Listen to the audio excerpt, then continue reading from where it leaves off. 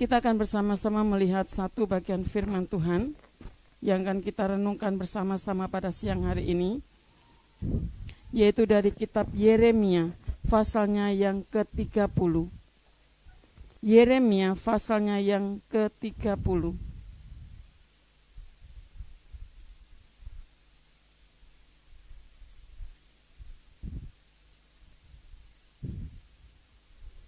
Yeremia pasalnya yang ke-30. Kita akan memperhatikan dari ayatnya yang pertama sampai dengan ayatnya yang ke-11.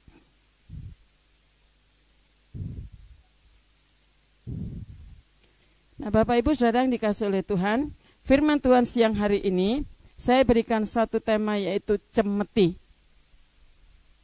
Nah, Bapak Ibu pasti tahu apa itu yang namanya cemeti. Nah, cemeti itu adalah merupakan satu cambukan. Kalau orang Jawa bilang itu adalah pecut, ya, yang biasa dipakai untuk menggembalakan kambing domba. Jadi kalau kambingnya tidak menurut, nah itu mulai pecutnya itu dipukulkan ke kambingnya atau kepada sapi atau kepada kerbau, seperti itu ya. Nah, Bapak Ibu yang dikasihi oleh Tuhan, kenapa saya berikan satu tema cemeti? Cemeti ini adalah merupakan cara Tuhan untuk mengasihi kita. Bapak Ibu berpikir sejenak. Cemeti itu adalah cara Tuhan untuk mengasihi kita. Kita mungkin akan berkata, ayah nggak mungkin lah Bu Pendeta. Mana ada cemeti untuk mengasihi kita. Saya aja sebagai ibu mengasihi anak, untuk mengasihi mereka saya nggak pukul, saya nggak cambuk, saya nggak cubit. Apalagi kita sebagai, maaf berkata orang suku Batak, terhadap anak laki-laki, wah kita sanjung-sanjung gitu ya, karena itu merupakan sebuah penerus daripada generasi kita. Tetapi pada siang hari ini saya katakan cemeti dari Tuhan itu, itulah bagaimana cara Tuhan untuk mengasihi kita, untuk menunjukkan cinta kasih-Nya kepada kita sebagai umat Tuhan. Nah, kalau kita perhatikan di dalam kitab Yeremia pasalnya yang ke-30 dan juga di pasal yang ke-29, makanya saya tidak ajak Bapak Ibu untuk membaca akan bagian firman Tuhan ini, karena kalau dipisahkan nanti nggak nyambung ya. Jadi sebenarnya dari pasal 29 sampai dengan pasal 30. Di situ kita akan belajar sungguh-sungguh bagaimana cemeti Tuhan itu akan dicambukkan kepada setiap kita. Di dalam pasal yang ke-30 dan juga sebelumnya di pasal 29, jika kita nanti membaca bersama-sama, maka kita di situ akan menemukan kesan bahwa apa yang terjadi dan difirmankan oleh Tuhan sepertinya itu ada kontradiktif. Ada hal yang berlawanan dengan apa yang Tuhan katakan, dengan apa yang Tuhan ucapkan, dengan apa yang Tuhan janjikan. Sangat-sangat berbeda dengan kenyataan yang dialami oleh Yeremia khususnya. Mari kita perhatikan Yeremia 29 ayatnya yang ke-11.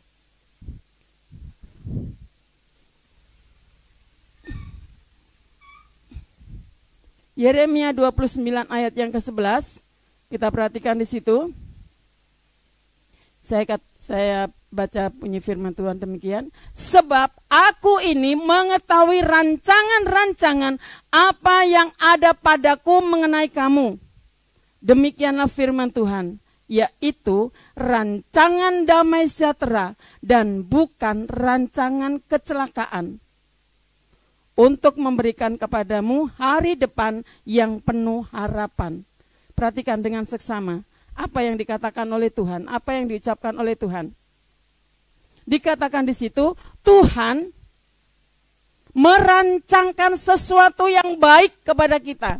Dan dikatakan dengan jelas, rancangan damai sejahtera. Bahkan ditegaskan kembali, bukan rancangan kecelakaan. Nah, ini merupakan satu ayat favorit sebagai orang Kristen. Kalau sudah baca ini, amin. Terima kasih Tuhan, Engkau baik. Karena Engkau merancangkan rancangan damai sejahtera. Bukan rancangan kecelakaan. Tetapi Bapak Ibu Saudara yang dikasih oleh Tuhan, coba kita naik kepada ayat yang ke-10. Di pasal yang ke-29 ayat yang ke-10. Dikatakan demikian bunyi firman Tuhan, sebab beginilah firman Tuhan, apabila telah genap 70 tahun bagi Babel, barulah aku memperhatikan kamu. Aku akan menepati janjiku itu kepadamu dengan mengembalikan kamu ke tempat ini. Bapak Ibu, kalau kita baca di ayat yang sebelumnya yaitu ayat yang 10, ini sangat bertentangan sekali dengan ayat 11. Karena apa?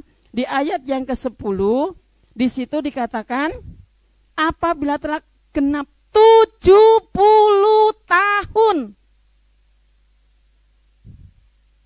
baru aku memperhatikan kamu.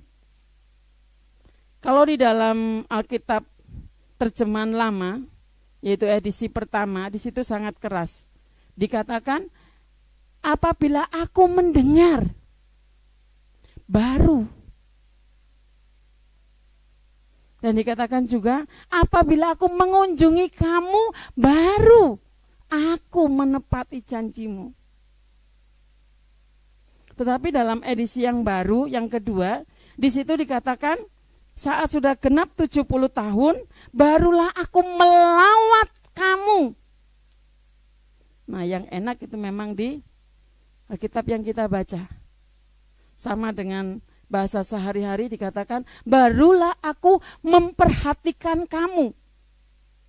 Bapak Ibu Saudara yang dikasih oleh Tuhan, kita tadi jelas bahwa di ayat yang ke-11, rancangannya itu adalah rancangan damai sejahtera. Tetapi kenyataannya di ayat yang ke-10 selama 70 tahun dibuang ke Babel. Ini sebetulnya Allah ingin berkata kepada Yeremia, nih lo Yeremia, rancangan yang kupikirkan, rancangan kepadamu itu adalah rancangan damai sejahtera, bukan rancangan kecelakaan. Tetapi kamu harus masuk, harus melampaui selama 70 tahun di Babel dalam masa pembuangan. Bapak Ibu Saudara yang dikasih oleh Tuhan, di sini ada kesan. Kalau kita baca pasal 29 sampai 30 itu sulit sekali. Apalagi kalau kita baca pasal 30, sangat menyakitkan. Dan kalau saya boleh berkata, sakitnya itu luar biasa. Mungkin orang sakit gigi udah gak bisa ngomong, gak bisa apa. Itu sakit banget. Melebihi orang sakit gigi. Nanti Bapak Ibu perhatikannya di rumah. Pelan-pelan bacanya pasti Bapak Ibu akan rasakan. Dan saya saat merenungkan bagian firman Tuhan, saya baca ulang dan ulang dan ulang. Sungguh luar biasa. Sepertinya kalau saya waktu itu jadi Yeremia, udahlah Tuhan, aku nyerah. Aku gak sanggup, aku gak kuat. Untuk mendapatkan damai sejahtera harus mengalami 70 tahun.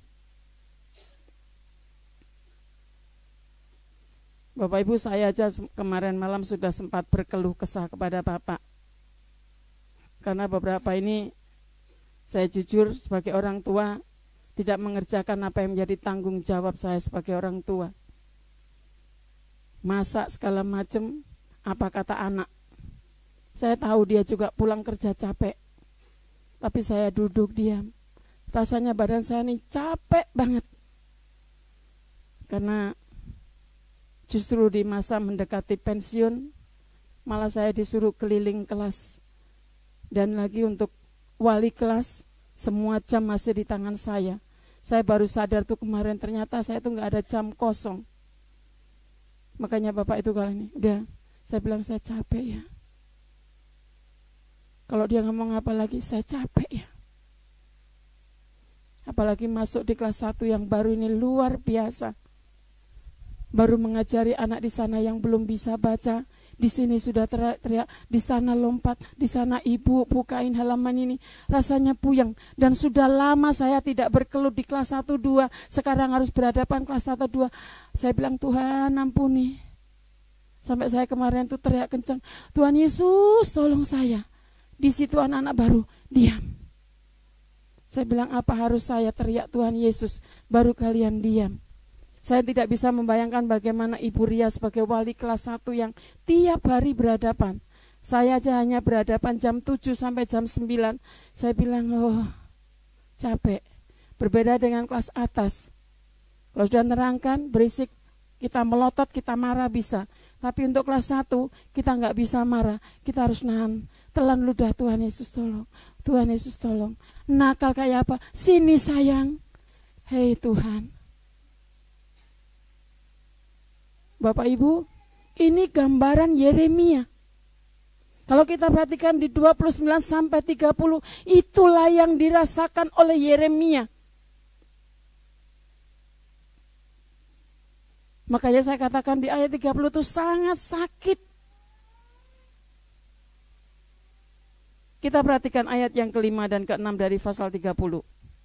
Ayat 5, 6, dan langsung ke ayat 7. Saya bacakan, demikian bunyi firman Tuhan. Sungguh, beginilah firman Tuhan. Telah kami dengar jerit kegentaran, kedahsyatan dan tidak ada damai. Cobalah tanyakan dan selidiki. Adakah laki-laki melahirkan? Mengapakah setiap laki-laki kulihat tangannya pada pinggangnya seperti seorang perempuan yang melahirkan? Mengapakah setiap muka berubah menjadi pucat? Hai, alangkah hebatnya hari itu, tidak ada taranya. Itulah waktu kesusahan bagi Yakub, tetapi ia akan diselamatkan daripadanya. Bapak Ibu Saudara yang dikasihi oleh Tuhan, di ayat yang kelima dan keenam ada sebuah pertanyaan. Dikatakan di situ, adakah laki-laki melahirkan? Coba Bapak Ibu, ada enggak laki-laki melahirkan? Enggak hanya manusia. Mau hewan pun, laki-laki nggak ada yang melahirkan. Tetapi di situ ada pertanyaan, adakah laki-laki melahirkan? Dan dilanjutkan, mengapa setiap laki-laki kulihat tangannya pada pinggangnya? Ya kalau kita sebagai ibu-ibu udah merasakan ya, mulai 8 bulan, 9 bulan, kita suka, aduh, pinggangku capek. Pinggangku panas. Sepertinya kalau bisa kutaruh ini bayi dulu dalam perutku, kutaruh. Apalagi malam udah panas. Capek kipas-kipas begini nggak bisa tidur. Tapi di sini yang digambarkan bukan kita sebagai perempuan, justru laki-laki.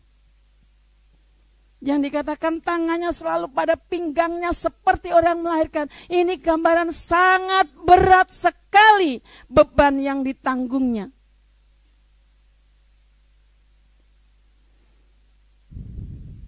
Bapak Ibu,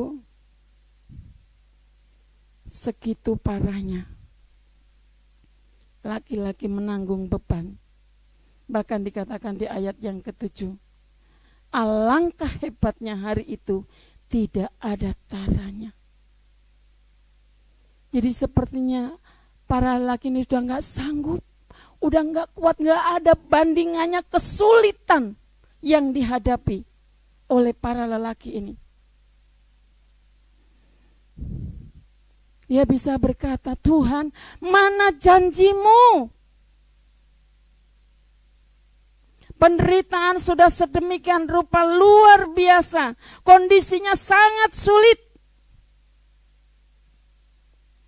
Tetapi kok Allah bilang, ngomong bahwa dia merancangkan sebuah damai sejahtera. Bapak Ibu Saudara yang dikasihi oleh Tuhan, perlu kita tahu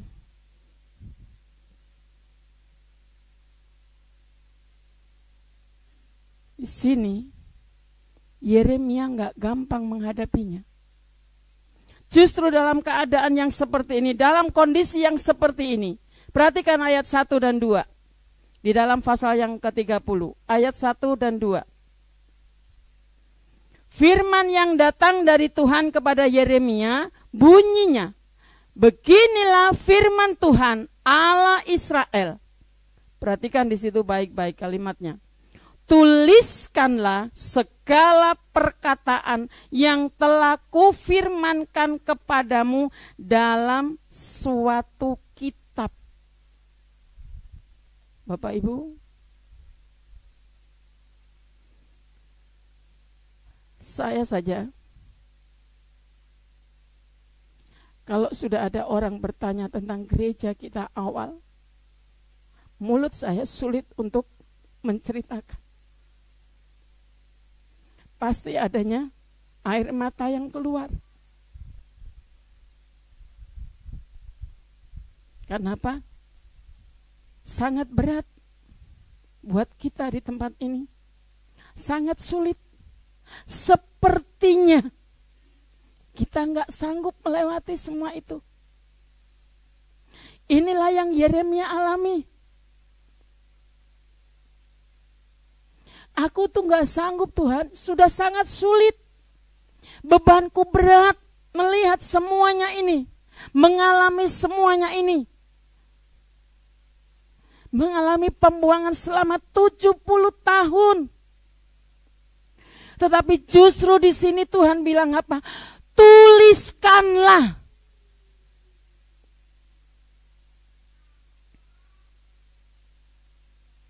Bapak Ibu Saudara yang dikasih oleh Tuhan, ini sebuah perintah daripada Tuhan. Bahkan tidak sekedar tuliskanlah, tapi dalam satu kitab bukukan. Pasti ini merupakan sesuatu hal yang menjadi beban berat bagi Yeremia. Tetapi Bapak Ibu di sini kita lihat, ini merupakan satu catatan terpenting oleh Yeremia. Kenapa? Karena dia mengalami dan dia menyaksikan bersama dengan umat-umat Allah. Di mana di saat asap masih mengepul, ada darah di mana-mana.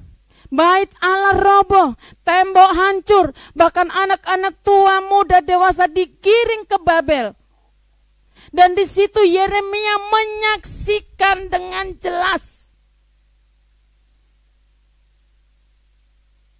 Tapi di sini Yeremia mendapatkan perintah dari Tuhan untuk menuliskan. Bapak Ibu, saya teringat waktu gereja di sana dihancurkan. Saya duduk di pos dan suami masih ada di kantor kecamatan. Saya bersama 2 anak. Yang satu saya gendong, yang satu saya tuntun, saya pangku di situ. Saya melihat, menyaksikan. Bagaimana saya suruh menceritakan, saya suruh menulis. Itu tadi adanya air mata. Dan gak ada orang yang menolong. Gak ada satupun orang yang mendekat kepada saya untuk memeluk saya. Dan selesai itu, saya buka pintu, saya masuk kamar mandi. Saya mandikan 2 anak saya pun mandi. Di situ tidak ada kata-kata yang lain. Saya hanya katakan, Tuhan Yesus setia.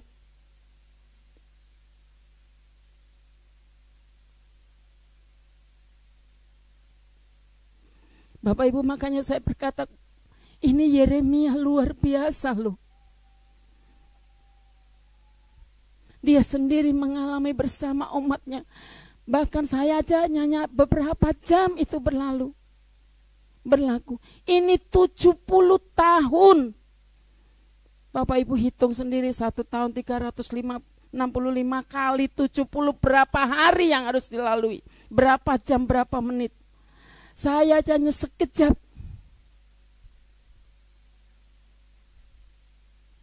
Tapi di sini Yeremia justru diperintahkan, tuliskan, bukukan.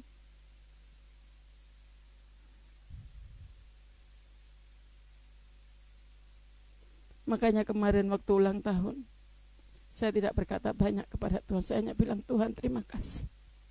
Janjimu sudah Tuhan genapkan. Kepada jemaat GKI Nosiana Puri Kosambi.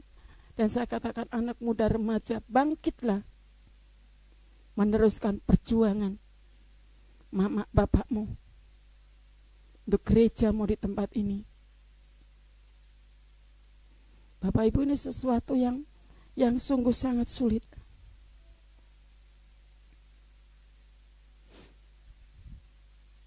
Dan di situ Yeremia sampai muncul kitab ratapan. Makanya tidak jauh tempatnya antara Yeremia dan ratapan. Coba Bapak Ibu perhatikan ratapan pasal yang ketiga. Nanti Bapak Ibu di situ akan perhatikan saat membaca ratapan pasal 3 itu akan sangat mengerikan. Di situ adalah merupakan satu kengerian yang sungguh luar biasa. Karena apa? Yeremia lihat situasi yang tidak nyaman. Lalu Tuhan bilang di situ, tuliskan. Maka di sini saya mengatakan, hal yang paling pertama kita baca dalam teks ini, kita mungkin abaikan dulu isinya. Tapi coba mari kita bersama-sama berimajinasi. Kita berhayal. Apa yang dirasakan oleh Yeremia. Di dalam air mata yang luar biasa.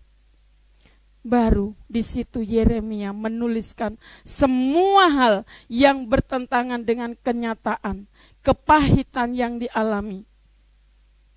Tuhan suruh tulis janji pemulihan. Bagaimana mungkin rancangan damai sejahtera, tetapi dia sendiri melihat asap itu belum padam, jeritan itu belum berhenti di telinganya. Dan ketika berbagai hal kehancuran dialami oleh umat Israel dan digiring, dibuang ke Babel. Bapak Ibu, kata dibuang ini gak enak loh. Sangat menyakitkan. Mungkin Bapak Ibu belum merasakan, saya yang udah ngalami dibuang dari keluarga. Sangat-sangat gak enak. Dan untuk belajar kembali, itu banyak hal yang menyakitkan. Yang saya paling ingat itu kalau sudah ibu saya suruh menghantar makanan. Dan itu nenek saya yang sendiri yang terima. Setelah diterima langsung dibuang pok. Bapak Ibu, saya nggak masak. Saya nggak mengerjakan apa-apa, nggak tahu capeknya memasak apa. Saya hanya menghantar. Tapi saya pulang dengan menangis. Kalau sudah begitu ibu saya langsung peluk saya. Ibu saya nggak banyak bertanya. Dia sudah mengerti. Lalu bapak saya bawa saya dengan ibu untuk ke kamar. Hanya bilang apa? Terima kasih Tuhan. Saya juga nggak tahu apa maksudnya bapak saya. Hanya bilang terima kasih Tuhan. Itu tidak sekali dua kali saya alami.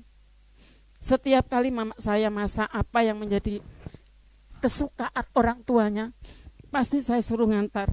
Dan saya tidak pernah berani menolak. Karena saya sebagai anak satu-satunya ingin membahagiakan orang tua, ya menurut saja. Walaupun nanti lihat sesuatu yang gak enak di mata saya.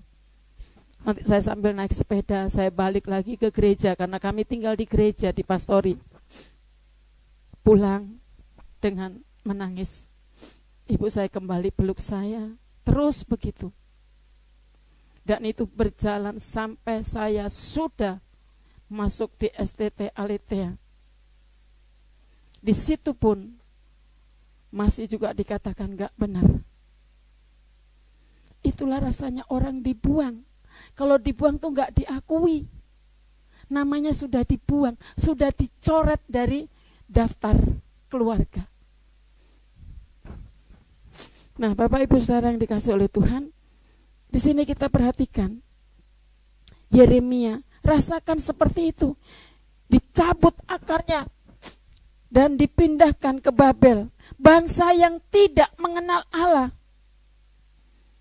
Makanya kalau saudara membaca akan kitab ini, dalam teks ini adalah merupakan sesuatu hal yang sangat mengerikan. Dan ini merupakan kehancuran identitas daripada umat Allah. Dan ini tidak mudah. Nah, Bapak Ibu Saudara yang dikasih oleh Tuhan, ternyata kalau kita membaca pasal 29 sampai dengan pasalnya yang ke-30, kalau tadi saya katakan kontradiktif, ternyata kalau kita perhatikan dengan seksama, makanya tadi saya pesan, nanti bacanya pelan-pelan. Jangan cepet-cepet satu ayat, yang penting selesai. Tugasnya Bu Pendeta, PR-nya Bu Pendeta, udah ku baca. Baca ulang dan ulang dan ulang. Maka kita akan bisa katakan bahwa di teks pembacaan Yeremia 29 sampai dengan 30 bukan merupakan sesuatu hal yang kontradiktif. Tetapi kita akan menemukan hal-hal yang baik, hal-hal yang indah. Karena apa? Dikatakan di balik kehancuran oleh karena dosa, dan Tuhan tidak bisa membatalkan hukuman karena yang bersalah harus dihukum selama 70 tahun. Mereka akan berangkat ke Babel dan mereka dapat penguatan yang luar biasa di sana.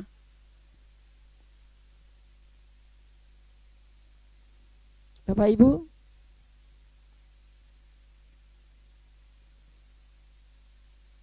ada hal yang mengimbangi kengerian di Babel. Tuhan membuat janji yang meneguhkan, janji yang menguatkan, janji yang menghiburkan.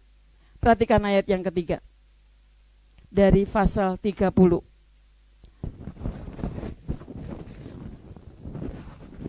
Tolong anak muda baca ayat yang ketiga dari pasal 30 Yeremia. Bacanya yang lantang ya. Ada yang dapat? Anak muda? Yeremia 30 ayatnya yang ketiga.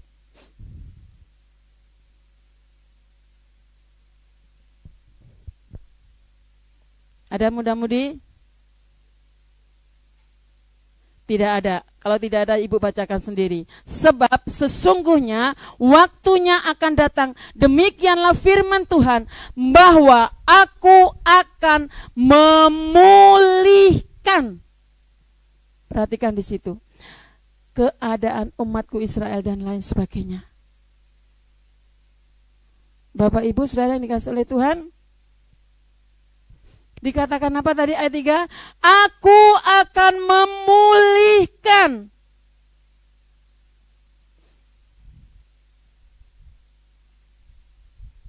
Dan ayat yang kelima dikatakan, sungguh beginilah firman Tuhan, telah kami dengar jerit kegentaranmu. Bapak Ibu Saudara yang kasih oleh Tuhan, kita perhatikan. Di dalam kesesakan Allah tidak tutup mata. Allah tidak tinggal diam. Allah tidak membiarkan kita. Tetapi di dalam kesesakan, di dalam kengerian, di dalam kegelisahan dan sebagainya, Allah katakan, aku akan memulihkanmu. Dan dipertegas apa? Allah mendengar. Jadi kita bersyukur punya Allah yang tidak masa bodoh. Belum tentu loh orang tuamu, bapak ibumu tahu keluh kesahmu, jeritmu langsung, oh nak sini, aku tahu. Kadang-kadang kita apa? Dicuekin dulu. Kalau kita sudah menangis, merengek-rengek baru. Karena apa? Jujur Bapak Ibu, sekarang bapak-bapak, mama-mama ini asik dengan HP-nya. Kalau sudah pencet HP, orang teriak, Pak, Mak, Mak. Pura-pura tuli.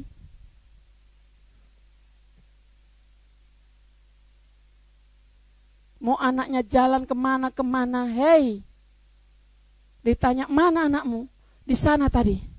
Mana anakmu? Sana tadi. Sampai 3 kali, mana anakmu? Perang antara mama dengan bapak. Karena apa? Udah asik cecot. Apalagi dengar, wes asik benar.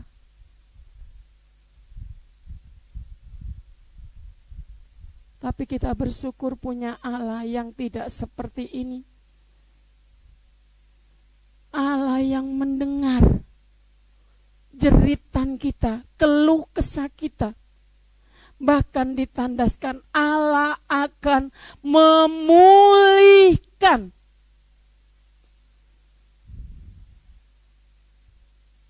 Bapak Ibu Saudara yang dikasihi oleh Tuhan, di situ Tuhan tahu umatnya dibuang, tapi Allah tidak tinggal diam. Allah katakan, aku akan memulihkanmu. Dan Allah tidak kurang panjang untuk mendengar segala cerita kita. Makanya ibu-ibu, kalau lagi tongpes, gak usah kejar-kejar bapakmu, sana keluar, pergi kerja. Kita harus sadar diri, seusia suami kita, mana ada PT yang mau memperdayakan. Kita kemana? Lari sama Tuhan, jerit sama Tuhan, teriak sama Tuhan, cerita sama Tuhan. Jangan lari kemana-mana. Seperti yang kami alami, gak banyak ngomong. Kalau saya sudah pulang nangis, mama datang peluk, suami datang, ayo masuk kamar. Hanya bilang, Tuhan terima kasih. Mungkin waktu itu kalau saya bisa menerjemahkan seperti sekarang, terima kasih Tuhan, Engkau berikan kesulitan-kesulitan yang seperti ini. Tapi sementara di situ, Tuhan mendengar dan Tuhan akan pulihkan. Dan rancangan damai sejahtera itu sungguh terjadi. Bapak Ibu Saudara yang dikasihi oleh Tuhan, itu juga yang saya alami di tengah-tengah keluarga kami.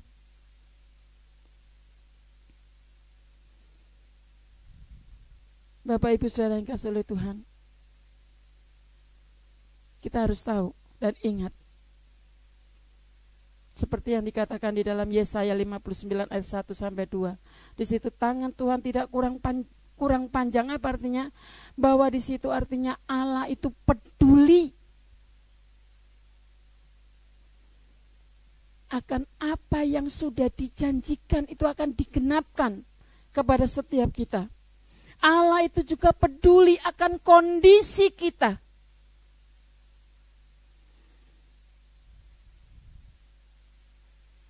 Kalaupun tadi di ayat yang ke-9 ada hal yang aneh. Perhatikan di ayat yang ke-9, pasal 30. Mereka akan mengabdi kepada Tuhan Allah mereka dan kepada Daud raja mereka yang akan kubangkitkan bagi mereka. Coba perhatikan Bapak Ibu, apa yang aneh? Saya katakan tadi ayat 9 ada hal yang aneh.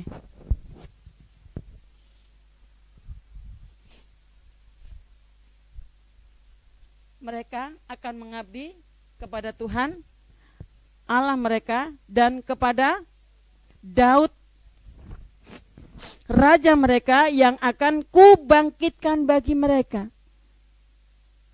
Aneh enggak? Bagi Bapak Ibu aneh enggak?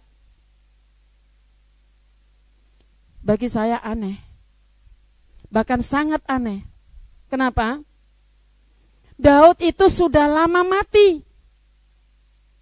Bahkan kerajaan ini dibentuk oleh Saul. Dan Saul ini adalah sebagai raja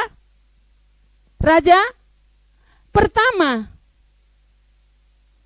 Lalu raja yang kedua adalah Daud. Dan setelah Daud, raja yang ketiga adalah Raja Salomo. Dan waktu diperintahkan oleh Raja Salomo ini, kerajaan ini pecah menjadi 2. Nah, sekarang kita perhatikan ayat yang ke-9, hubungannya apa? Makanya saya bilang ini sangat aneh. Sementara Daud sudah gak ada lagi, udah mati. Kenapa masih dibawa-bawa dalam Yeremia? Sebenarnya ini akan mengartikan kepada kita bahwa sesungguhnya keturunan dari Daud inilah yang akan menggenapi janji daripada Allah. Yaitu siapa? Yesus Kristus yang kita punya, yang kita miliki. Itu sebenarnya artinya. Jadi jangan pernah kita mundur akan pengiringan kita, iman kita, percaya kita kepada Yesus. Dan di ayat yang ke-10, 11, ayat 10 dan 11 dikatakan di situ, maka engkau janganlah takut, hai hambaku Yakub. Demikianlah firman Tuhan. Dan terus sampai ke ayat yang ke-11. Sebab aku menyertai engkau. Bapak Ibu, di ayat yang ke-10 dikatakan ada kalimat janganlah takut, hai hambaku. Bapak Ibu, kalau waktu lagi sakit, kalau waktu lagi gak ada apa-apa, sementara terus anak teriak-teriak minta jajan, bisa nggak Bapak Ibu ngomong, jangan takut.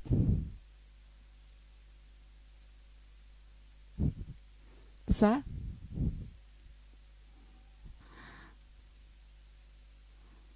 Anak sudah teriak-teriak, mama, ayo cepat, itu baksonya sudah lewat. Sementara di tangan kita, di dompet pun gak ada uang. Terus kita berdiam-diam, jangan takut. Susah. Benar? Adanya kita marah. Tapi puji Tuhan kemarin sudah mendengarkan firman Tuhan untuk kita lambat untuk marah. Nah, ini posisi Yeremia. Dalam kesulitan, dalam segala hal, Allah katakan jangan takut.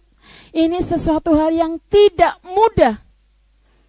Seperti tadi dikatakan, laki-laki mau melahirkan, sakitnya luar biasa. Tidak mudah seperti yang Yeremia bilang di dalam kitab Ratapan. Di sana ada kata ipu, ayat yang ketiga. Ipu itu adalah berbicara soal pohon yang berketa dan beracun. Jadi waktu itu kalau mereka perang, ada pohon itu getahnya diambil, lalu ditaruh di ujung panah, nah itu untuk menembak musuh. Jadi kalau ibaratnya itu ular kobra itu ya, ada beracunnya. Jadi sekali kena pas, mereka akan kena getah itu yang beracun. Dan di hal yang lain juga, seperti tadi saya katakan, hal yang mematikan. Pembuangan itu merupakan satu kepahitan yang sangat mematikan. Tetapi di sini Tuhan sekali lagi bilang kepada Yeremia, kasih tahu kepada umat Israel itu, jangan takut. Dan disambung di ayat yang ke-11 dikatakan, aku menyertai mereka. Bapak Ibu perhatikan ayat 11. Sebab aku menyertai engkau. Tidak dibilang aku akan melepaskan engkau dari pembuangan Babel. Tapi Allah katakan aku menyertai engkau. Apa artinya ini?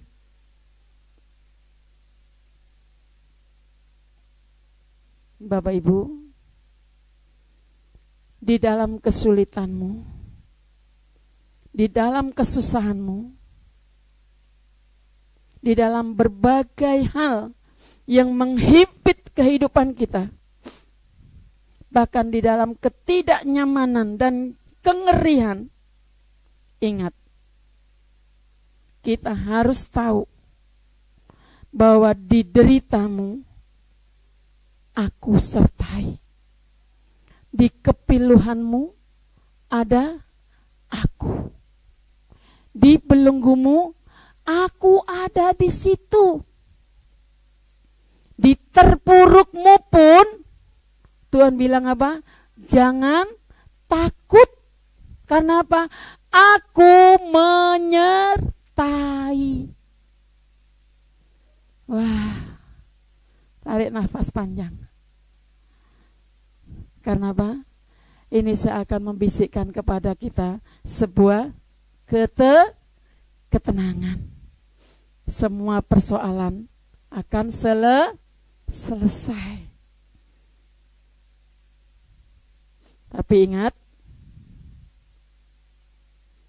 ada penyertaan Tuhan yang sungguh luar biasa. Dalam penyertaan Tuhan, saya berikan contoh seperti Sadrak, Mesak, Abednego. Itu benar dia mengalami penyertaan Tuhan yang luar biasa. Kenapa? Sadrak, Abednego bisa keluar dari situ? Memangnya rajanya yang suruh keluar? Enggak.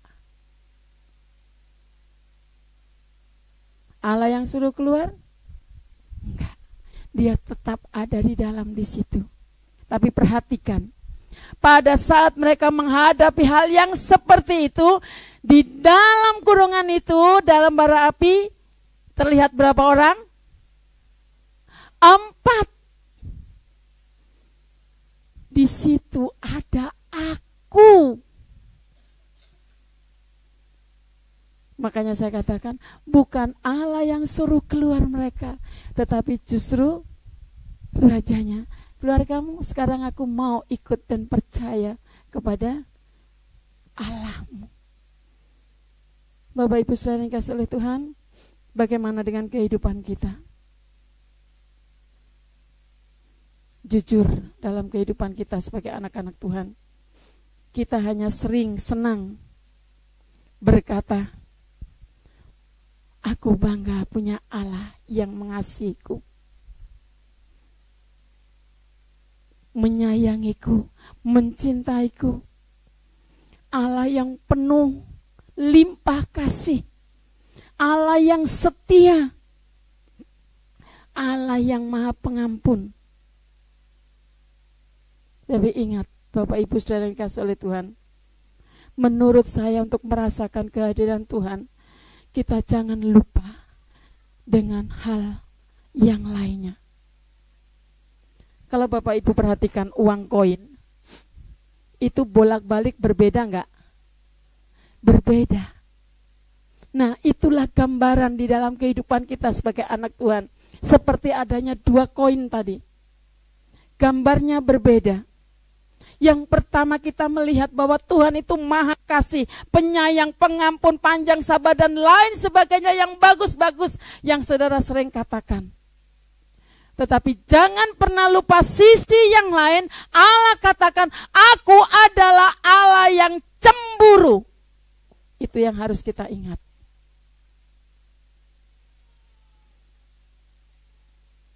Allah katakan, aku adalah Allah yang cemburu, yang membalaskan kesalahan keturunan ketiga dan keempat. Nanti Bapak Ibu bisa baca dalam kitab Keluaran pasalnya yang ke-20, akan menemukan ayat tersebut. Jadi ini bukan kata Bu Pendeta, Allah sendiri yang ngomong. Allah yang kita punya, walaupun penyayang, pengasih dan lain sebagainya, tapi dia sendiri katakan, aku adalah Allah yang cemburu. Bapak Ibu, suami mana kalau istrinya jalan sama orang lain, makan bareng-bareng sama orang lain, gak cemburu? Kalau sampai suamimu gak cemburu, kamu harus bertanya, benar gak ini suamiku cinta sama aku?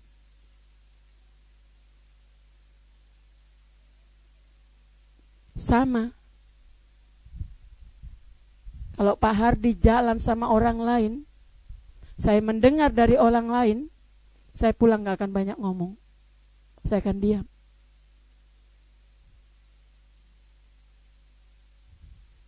Tapi kalau saya sudah tahu, dulu ini kasus ya, ini cerita lama. Dulu dekat dengan Ibu Pendeta Marieta, ya, yang HKBP Karawang. HKBP itu masih ada di Johar. Ini kalau rapat bareng-bareng, bonceng. Nah, saya nggak pernah tahu. Ternyata wali murid itu memperhatikan. Sampai akhirnya ada salah satu wali murid bilang ke saya, Bu, Ibu jangan santai-santai. Saya bilang, kenapa memangnya? Itu Bapak tadi pagi lewat depan sekolah bonceng Bu Pendeta. Saya bilang, Bu Pendeta siapa? Ibu Pendeta HKBP. Ibu memang gak kenal. Saya bilang, saya gak kenal, saya hanya tahu itu Ibu Pendeta. Dia kan udah punya suami kan, punya anak kan. Ibu jangan kayak gitu. Orang tua murid yang heboh. Kenapa saya nggak heboh? Karena saya tahu Bapak nggak akan ngapa-ngapain. Toh dia udah bilang, aku nanti mau ke rapat ke sana, Ma. Aku mau jemput Ibu Mariata dulu, Ma. Hah? Tapi kalau diam-diam dia keluar, pingin ku cangkul nanti dia. Tak pulangin saja ke rumah mamanya sana. Itu tandanya sayang, tandanya cinta. Makanya dia kalau keluar kemana-mana gak ngomong, singa di rumah, gak mengaum-ngaum, tapi diam aja sampai besok pagi dan lain sebagainya. Hayo, jangan sampai aku dengar dari orang lain. Karena kalau kita dengar dari orang lain, itu sangat menyakitkan. Makanya saya paling gak suka kalau ditanya dari mana, dari sana. Saya gak suka dari dulu tuh di kampung saya itu kalau ada orang lewat, mau ditanyain, mau kemana Pak? Mau ke situ. Besok lagi gak saya tanya lagi. Karena apa? Saya sudah tahu jawabannya, mau ke situ.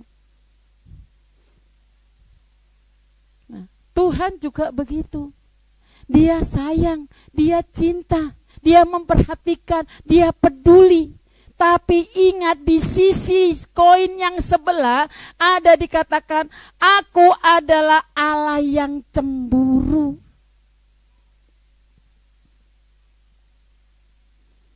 Jadi di setiap kita, mari kita bersama-sama berkata, kalau Allah memperlakukan hal seperti itu, bukan Allah itu benci sama kita.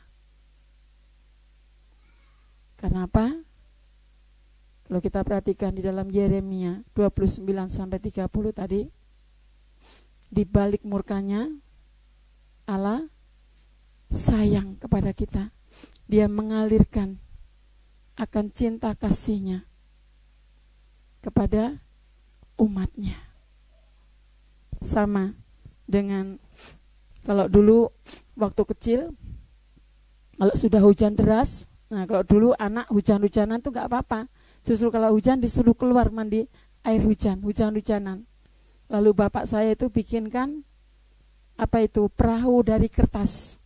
Nah nanti kalau air itu di halaman sudah menggenang, perahu itu akan jalan terus ngikutin aliran itu. Lalu saya teriak-teriak, Pak, perahunya jauh Pak, perahunya jauh. Nah bapak saya gak banyak ngomong, dia lemparkan batu kecil, Pak, gak kena. Saya, gak bisa balik, ayo cari. Pokoknya bapak harus bikin lagi. Bapak lemparkan lagi yang kedua, cas, gak balik juga. Tapi lemparan yang ketiga, dia ambil batu yang agak gede, dia lemparkan, pak, akan timbul gelombang yang baru. Dan Bapak Ibu tahu, perahu saya mainan yang dibuatkan dari kertas itu balik sendiri. Disitulah saya bilang, Bapak hebat, Bapak pinter. Bapak Ibu, itulah Tuhan. Kenapa kita harus dipukul? Kenapa kita harus dicambuk? Kenapa kita harus dicemeti? Supaya apa? Supaya enggak kita tinggalkan sampai jauh. Tapi cepet-cepet balik dengan dilempari pok 1. Nanti masih enggak balik, dicambuk lagi tas 2.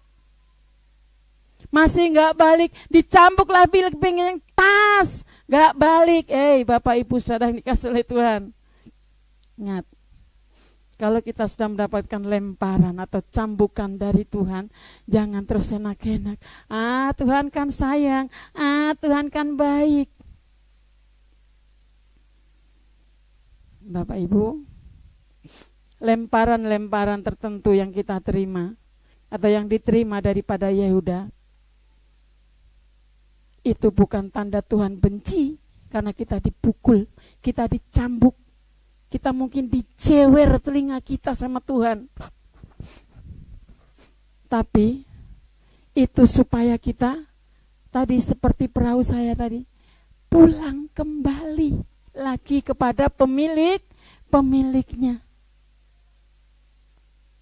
Jadi kalau Bapak Ibu diingatkan oleh Tuhan, yuk cepat-cepat balik, cepat-cepat pulang. Jangan nunggu cambukan yang kesekian kalinya. Yuk cepat balik, cepat pulang.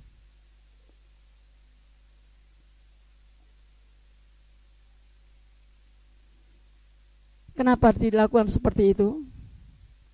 Itu tadi, supaya kita mengerti bahwa di balik penghukuman ada kasih sayang Tuhan. Demikian juga dengan kehidupan kita. Kita perlu adanya tadi cambukan, adanya cemeti, adanya lemparan batu, supaya kita cepat-cepat pulang. Kita enggak sampai hilang. Kalau bahasa Pak Agus dulu, kalau tidur jangan kelamaan. Nanti kalau tidur kelamaan, enggak bisa buka mata lagi. Habislah kesempatan yang Tuhan berikan. Jadi kalau tidur, cepat bangun, langsung bergegas. Tuhan terima kasih, Engkau nyubit aku, Engkau cewer aku, Engkau pukul aku. Jadi jangan sampai kita menjadi anak yang hilang. Bapak Ibu, saya baca-baca tentang cerita anak yang hilang, ternyata ada sesuatu yang menarik. Jadi kalau penggembala kambing domba, kalau dombanya itu celaka karena hilang, dimakan mungkin binatang buas, itu enggak langsung diomelan, tapi digendong, dipeluk, dan sampai rumah lukanya dibalut, lukanya disembuhkan, dan dirawat dengan sedemikian rupa oleh tuannya. Itu apa?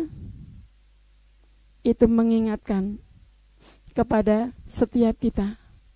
Ternyata kalau kita sampai hilang, sampai luka, Allah peluk kita, Allah gendong kita, Allah membalut luka hati kita dengan kasih sayang Tuhan. Dan akhirnya apa? Kita tidak jauh daripada Tuhan, tetapi kita semakin mendekat dan mendekat kepada Tuhan. Akhirnya kemanapun Allah ada, di situ aku juga ada. Nggak lagi diteriak-teriakin, hai sekarang hari Minggu, hai sekarang hari Rabu, hai sekarang hari Jumat.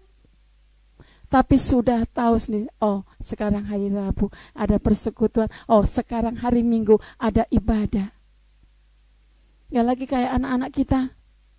Mungkin kayak Magda, Jesril bangun, Jesril ini hari Minggu, gak lagi begitu. Karena apa? Kita sudah merasakan betapa Allah mengasihi hidup kita. Dan kalau sampai kita hilang, kita pun sudah merasakan betapa pahitnya, berapa susahnya saat kita hilang. Dan di sana ada binatang buas pun kita digigit, tidak ada yang menolong. Tetapi saat kita ketemu dengan Tuhan, di situ kita dipeluk, digendong, dibalut luka kita.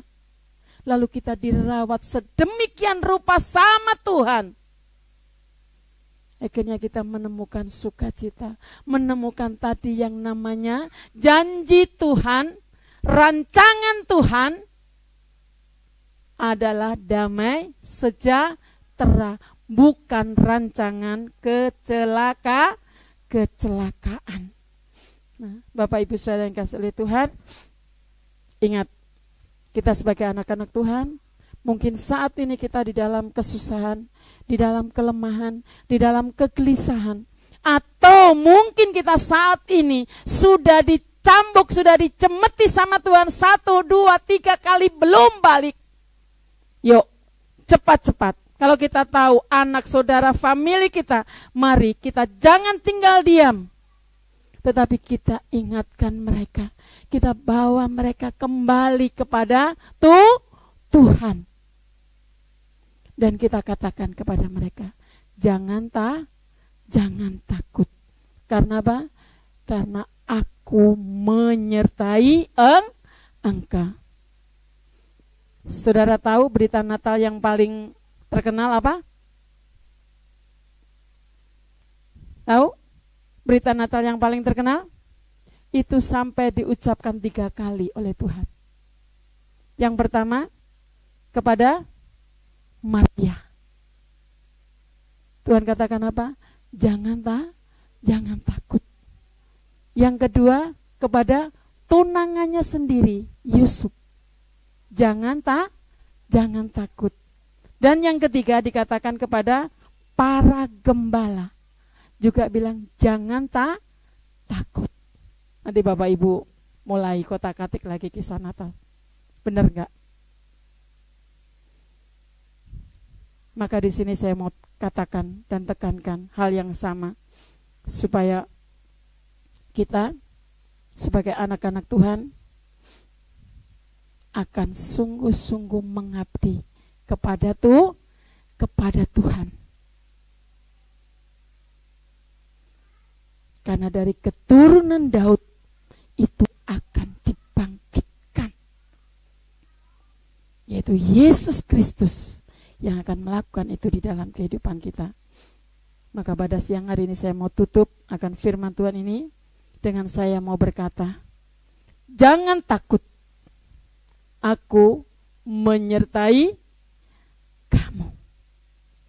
Selamat kepada Bapak Ibu Saudara untuk menjalani proses yang akan Tuhan berikan di dalam kehidupan kita.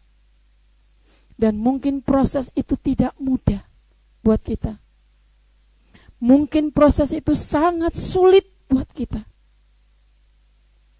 Tetapi ingat, proses yang Tuhan berikan, cemeti yang Tuhan cambukkan kepada setiap kita, itu adalah cara Tuhan mengasihimu. Cara Tuhan mengasihi keluargamu. Cara Tuhan untuk mengasihi akan majelis kita di tempat ini. Cara Tuhan untuk mengasihi akan pelayan-pelayan Tuhan di tempat ini. Dan cemeti itu pun diberikan Tuhan, khususnya kepada panitia Natal 2024.